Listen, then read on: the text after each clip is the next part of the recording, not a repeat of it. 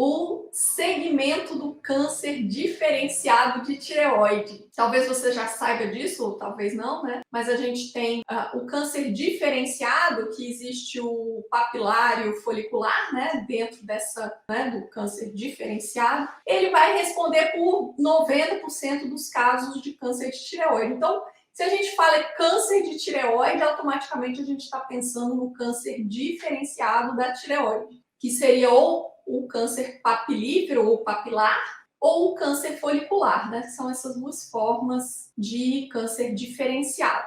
E olha, é o seguinte, o que acontece, né? Na maioria das vezes, assim, eu estava dizendo que para você se submeter para a prova de título, você vai precisar de uma boa preparação. E aí, como é que o pessoal se prepara, né? Porque aí é que vem os obstáculos, né? Como é que o pessoal se prepara para a prova? Ah, então tá bom, eu tenho que estudar o câncer diferenciado da tireoide. Ah, então tá bom. Então, deixa eu ver aqui o que eu tenho que fazer. Ah, tem que dosar tiroglobulina, eu tenho que pedir ultrassom, eu tenho que não sei o quê. E aí vai aquela coisa daquele estudo câncer diferenciado. Aí você vai lá, tópicos, né? Tipo assim, é um protocolo. Gente, não funciona assim. Olha, as chances são que se você fizer assim, o negócio vai, o caldo vai entornar. O caldo vai entornar por quê? Porque uma boa preparação para a prova de título significa você realmente mudar, né, a sua forma de enxergar, passar de um olhar de médico generalista para um olhar de médico especialista. Mas para você entender, né, como um método realmente eficiente, como que você pode aprender endocrinologia de verdade, eu vou te contar uma história. Poucos dias atrás, acho que umas 2 semanas no máximo, eu atendi uma paciente no meu consultório, uma mulher de 32 anos, né, jovem, assim, que ela está em segmento de um câncer papilar de tireoide. Há 4 anos atrás, ela teve um diagnóstico desse câncer. Na verdade, ela tinha um nódulo tireoidiano que foi investigado e aí ela fez a tireoidectomia total. E isso tem 4 anos. E aí, na estratificação, ela foi considerada risco intermediário. Opa, você deve estar pensando, gente, que diabo de estratificação é essa, né? O que é isso? E aí, olha, o que é a estratificação, eu vou te falar para que ela serve. Então, é o seguinte, quando um paciente tem câncer diferenciado da tireoide, depois da cirurgia, a gente quer saber qual que é o risco ou qual que é a chance desse paciente estar curado pela cirurgia ou desse paciente apresentar recidiva. E por que eu quero saber isso? Eu quero saber isso porque quanto maior for o risco do paciente uma recidiva ou dele já ter metástase agora, nesse momento, quanto maior for esse risco, mais intervencionista eu vou ser no segmento. Se esse risco for um risco pequenininho, eu vou ficar mais tranquilo. E aí eu não vou precisar complementar o tratamento, né? Só a cirurgia eu já vou considerar que foi curativa, não vou pensar, nossa, mas será que tem alguma outra doença à distância aí que eu, né, não identifiquei antes da cirurgia? Ou será que são chances altas, né, do paciente ter uma metástase aí ao longo do... E aí, se for isso que o paciente, os indícios me mostram, eu vou ser mais agressiva, eu vou pensar em fazer um tratamento complementar com iodo radioativo, né? Eu vou pensar em um segmento mais, colocar o TSH do paciente mais lá para baixo, né? Bem suprimido, para tentar proteger o paciente de uma recidiva, enfim. Olha só, se você entende o porquê, a coisa já abre para você, né? Você fala assim, olha, estratificação de risco. Ah, tá, não.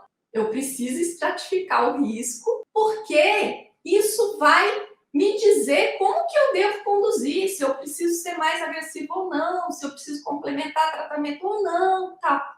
Olha só, então quando você entende o porquê, a coisa já começa a fazer sentido. Você ainda não sabe nem como é que faz a estratificação de risco, mas você já sabe por quê, então você já sabe que é essencial, que é importante. Então, na sua cabeça, o paciente operou, você já vai pensar, nossa, agora eu preciso estratificar o risco, certo?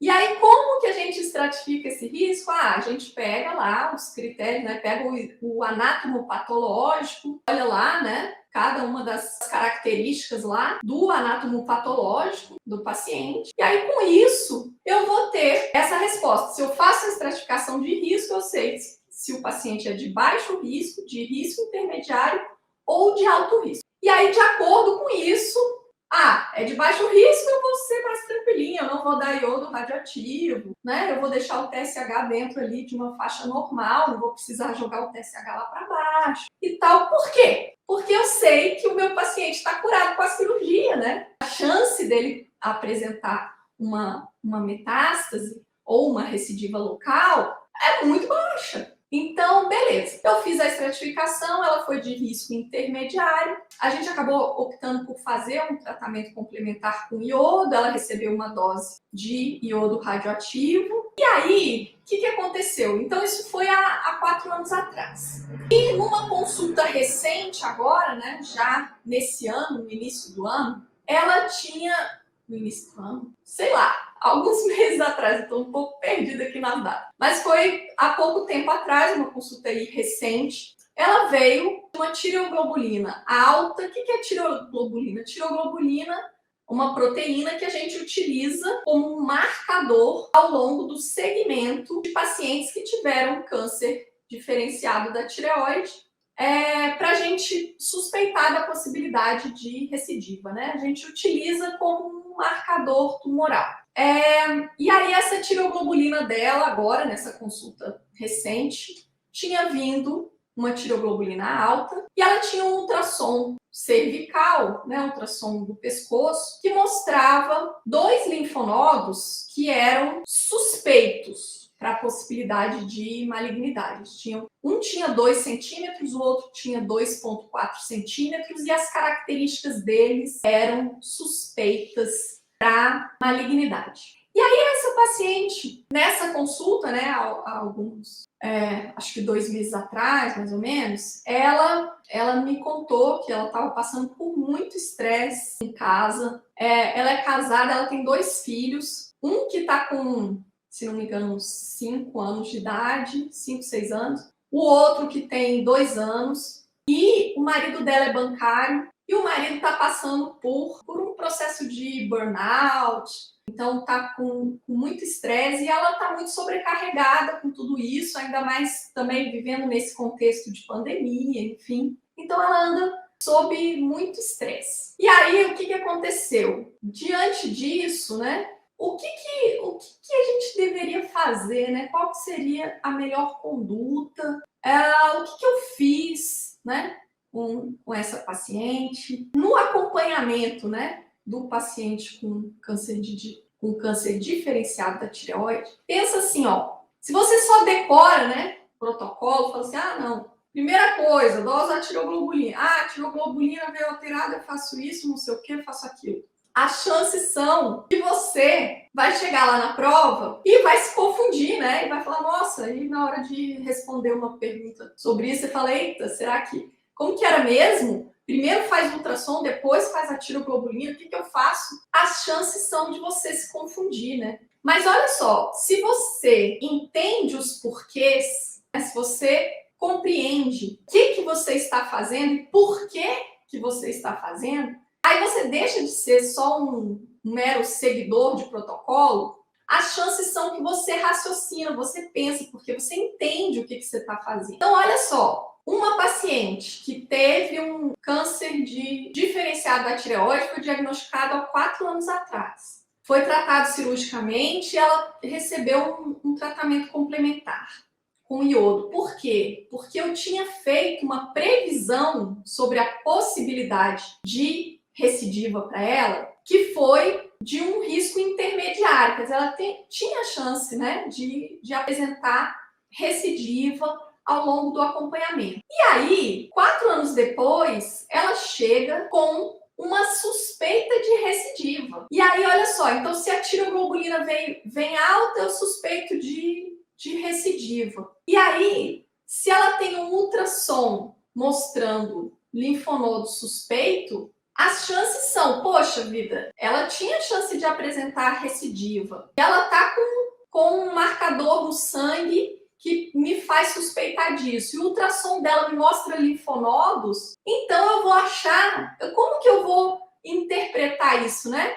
Eu vou entender que as chances são, existe uma recidiva e que a recidiva está exatamente nesses linfonodos do pescoço, né? Cervicais. Então, se eu entendo isso, automaticamente eu entendo que o próximo passo vai ser eu investigar esses linfonodos. Então, assim, eu não preciso ler no protocolo. Então, se eu esqueci o que eu decorei, vou ter que abrir, né, o protocolo. Não, eu não preciso disso. Por quê? Porque eu mesma chego à conclusão de que o meu próximo passo é investigar esse linfonodo. Por quê? Porque eu acho que é ele o responsável pela recidiva. Então, como que eu faço para investigar esse linfonodo?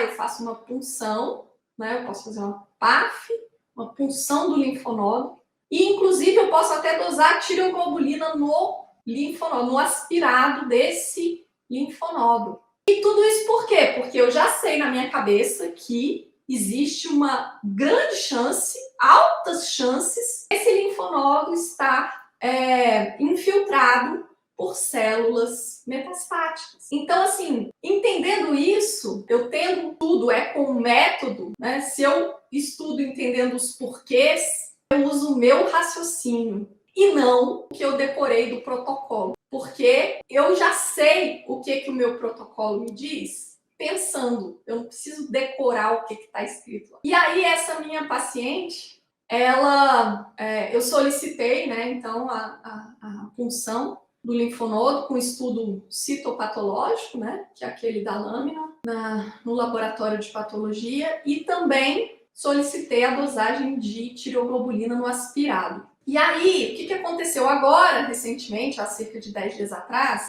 consulta dela comigo, inclusive foi uma teleconsulta, né, nem foi uma consulta presencial, e, né, o objetivo dessa consulta era da gente ver o resultado, né, da punção dos linfonodos. E aí, o que aconteceu? O resultado me mostrava a punção, né, o estudo citopatológico mostrava que era compatível com metástase de câncer papilar de tireoide. E a dosagem de tireoglobulina no aspirado veio 616. Ou seja, no linfonodo a gente espera encontrar quanto de tireoglobulina? Nada, porque linfonodo não produz tireoglobulina, né? Então, se a gente aspirou ali e encontrou 616 de tireoglobulina, isso também é uma informação que nos fala, né, que esses linfonodos estão realmente comprometidos, infiltrados pela neoplasia, né? Muito bem. E aí, o que aconteceu?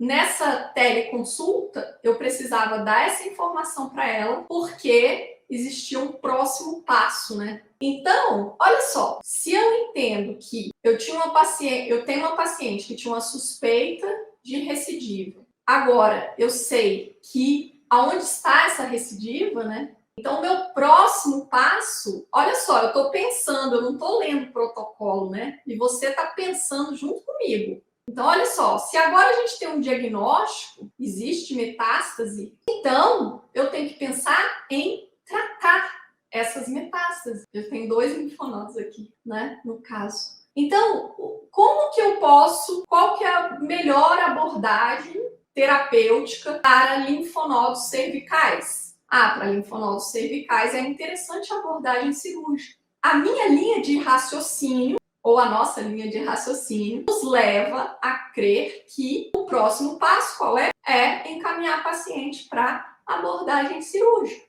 Então, uma vez que eu tenho o raciocínio na minha cabeça, eu posso conduzir o caso. E olha só, esse tipo de situação acontece frequentemente, né, no nosso dia a dia, porque o câncer diferenciado de tireoide é a malignidade mais comum, né, dentro da endocrinologia. E o câncer de tireoide também é uma doença que está ganhando em prevalência, né? Vem ganhando em prevalência ao longo dos anos. E aí, é claro, lógico e evidente que isso vai estar na prova do TIM, né? Cai mesmo na prova do TIM. Então, é por isso que eu trouxe esse tema hoje para a gente discutir aqui. Tanto é que, olha, só para ilustrar aqui para você, né? Na prova do TIM de 2020, que aconteceu em novembro de 2020, caiu um caso clínico que era assim, era uma mulher, olha que interessante,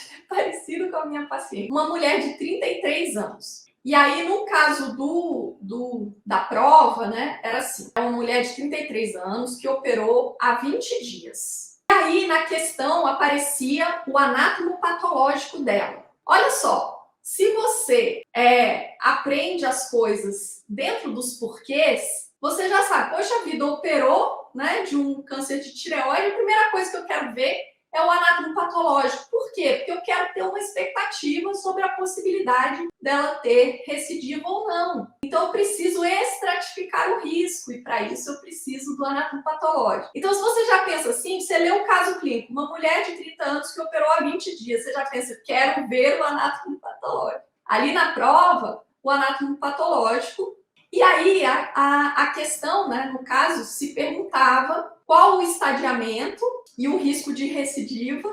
E aí se perguntava também se essa paciente tinha indicação de receber iodo radioativo ou não. Quer dizer, isso tudo já faz sentido na nossa cabeça antes mesmo da gente ler a pergunta, né? E aí depois a questão continuava, falando sobre o segmento, o que aconteceu depois, né? Ela trazia exames que vieram todos normais, tireoglobulina, anticorpo, ultrassom, tudo normal, e se perguntava qual a conduta a partir dali. Então, a questão da prova do TIM reproduz, né, muitas vezes, muitas das questões da prova do TIM reproduzem aquilo que a gente vivencia na prática, né? Porque o objetivo é verificar se o candidato tem habilidade de conduzir os pacientes com doenças endócrinas. Justamente cobrado de você essa habilidade. E aí, se você decora protocolos, você confunde, né? Chega na hora da prova, você fica assim, ai meu Deus, será que eu faz iodo, não faz iodo? Opa, peraí, parece que eu tô confuso. Mas se você entende os porquês, você raciocina.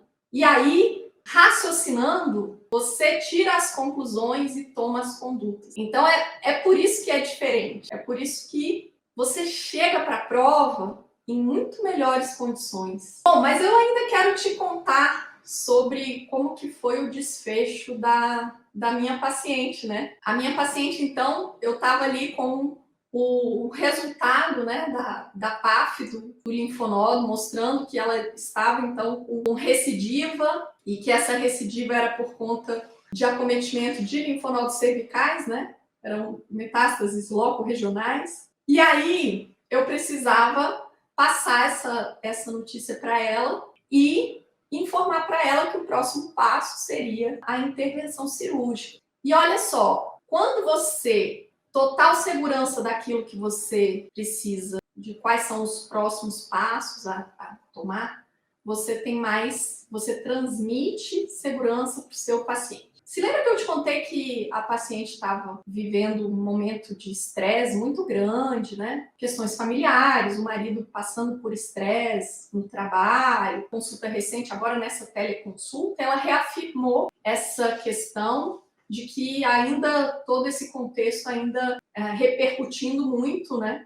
E ela se sentindo bastante sobrecarregada por conta dos problemas do marido, né? Afetando a família como um todo. Ainda assim, né? Eu precisava explicar para ela, eu expliquei para ela, olha, de fato, né? Os linfonodos estão acometidos pela neoplasia, você vai precisar de uma nova intervenção cirúrgica e tudo mais. E num primeiro momento, ela teve uma reação assim de bastante angústia e ansiedade. Mas eu fui conversando com ela, ela entendeu e aceitou e se programou, né, para fazer a intervenção cirúrgica. Mas a última frase dela antes da gente terminar a videochamada foi: doutora Mona Lisa, eu amo você. E por que eu tô contando isso para você aqui? Estou te contando isso pelo seguinte, porque se você, bastante segurança, se você realmente transmite para o paciente segurança na compreensão, né, da doença do paciente e você explica, né, de uma forma que o paciente possa entender, né, tudo aquilo, todo o contexto, todo o cenário que ele está vivendo, as chances são não somente você vai ter a oportunidade de ser aprovado na prova de título, né, de se tornar endocrinologista, e isso vai te trazer o reconhecimento dos colegas médicos, né? Mas isso vai te trazer o reconhecimento da sua segurança de atuação pelo paciente que você atende. E isso é algo que, sinceramente, não tem preço, não tem preço. Eu sei que para você que é médico e que atua atendendo pacientes com doenças endócrinas, uma grande dificuldade, uma grande dor é não ser reconhecido, né, pela sua atuação. Ao você se preparar bem, ter a segurança, os conhecimentos trazem e tudo mais, primeiro que o título de especialista vem, né? Que ele vai ser só uma consequência aí. E segundo, que você adquire mais do que um título. Você adquire o reconhecimento. E esse reconhecimento, ele é maior do que o reconhecimento dos colegas. Ele é o reconhecimento do próprio paciente que você é. Porque segurança gera segurança. Então, se você é seguro, você transmite segurança para o seu paciente. Então, eu dei uma notícia ruim para minha paciente. Tudo que ela não queria era ter que passar por uma intervenção cirúrgica, num momento em que ela está vivendo ansiedade, estresse por outras razões, outros problemas em casa. E ainda assim, deu uma clara demonstração de engajamento e de segurança com base no atendimento que ela recebeu. Então é isso aí, essas coisas não têm preço, esse caminho existe. Agora, não é o caminho que você pensa que é. Se você estudar sozinho, abrindo o livro, você vai chegar lá. Não é o caminho que os cursos, as palestras ou as pós-graduações, enfim, trazem. É um caminho especial, é um caminho, é um método, né? Faz sentido e que dá um resultado surpreendente, que vai além, né, daquilo que a gente visualiza aí, além daquilo que a gente pode esperar.